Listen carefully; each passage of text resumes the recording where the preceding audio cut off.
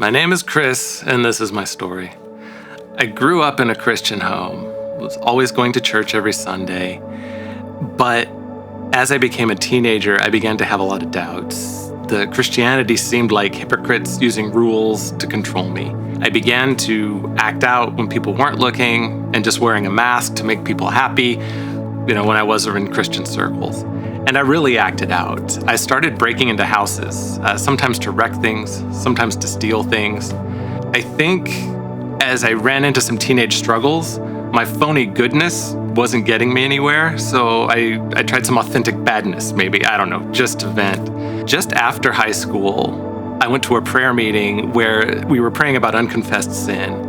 And it was funny because it's the kind of thing I'd been able to blow off before, just close my eyes and wait for it to be over. This time it was really different. It felt like God was there with me in the room. I was left with me, what I'd done with my life, and God, and it was pretty terrifying.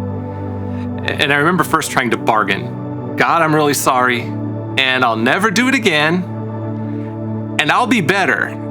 It didn't work. It felt like I was just trying to show God a better mask. Complete failure. I broke down and just confessed, this is who I am, this is what I did, out loud to the people in the room, to God in prayer. And I think that was critical. That open admission and not trying to hide who I was is what really opened the door for me to understand that God loved that person, that Jesus died for that guy who had his doubts, who was doing wrong things on purpose. And understanding that kind of love is life-changing.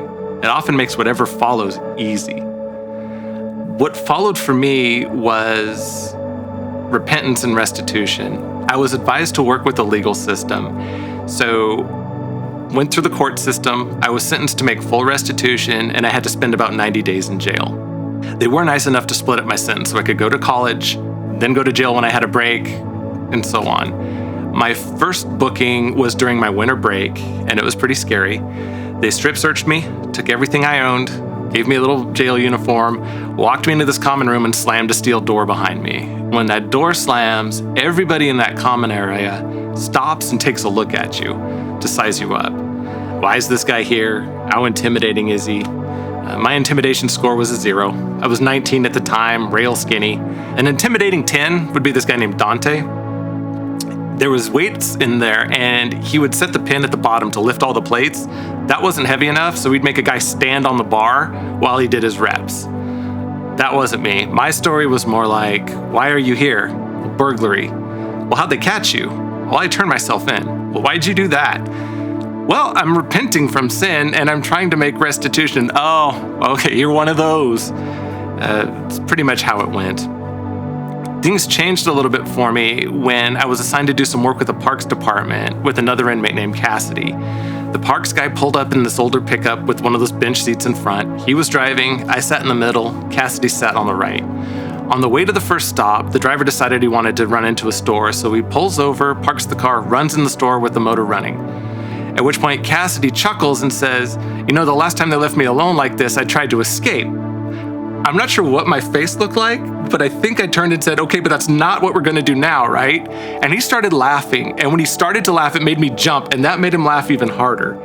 Eventually he calmed down, that's kind of how we broke the ice, and he said no, he was actually trying to turn his life around, and he started talking about how he was stressed because his problem seemed to follow him.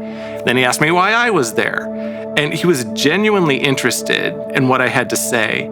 And it was a neat experience because we spent the rest of the day doing a lot of different chores at different parks, just talking about that, what life was like when you have setbacks, how God can help you.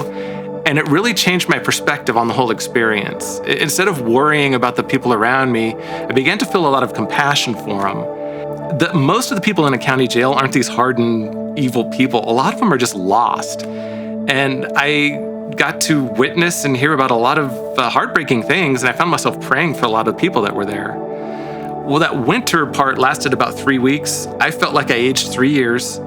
I was able to go back to college, returned for the summer to finish my sentence. Same routine. Here's my stuff. They gave me their stuff. Door slams behind me. Everybody looks. Some of the people that were there before were still there. So Dante catches my gaze, and he just kind of motions to me to come over. So I walk over to see what he wants, and he says, "Are you here for something new?" And I said, no, they broke up my sentence. I'm just here to finish what I did. And he just said, okay, and let me be. And while I was processing that, another guy started shouting my name. So I went to see what he wanted. And I think this raised a lot of eyebrows. I think a lot of people were curious, like, okay, what's with this guy? And that stretch during the summer, I found myself having a lot more conversations with people, especially in one-to-one times, whether we were doing work together, it was afterwards and we'd be playing a game, where they'd talk about their lives, ask me about mine, ask me why I turned myself in, about God, why I thought God was gonna help me. I was just trying to get through it without a mask. I mean, one of the verses I used to guide me was 1 Peter 3:15, which basically says, be ready to give an account for the hope that you have and do it with gentleness and respect. Looking back on it, I think if I tried to set up a prison ministry, I wouldn't have had nearly the amount of deep conversations with as many people as I did being there. I think some of it was just that they had access to somebody on their own terms. They saw me day and night.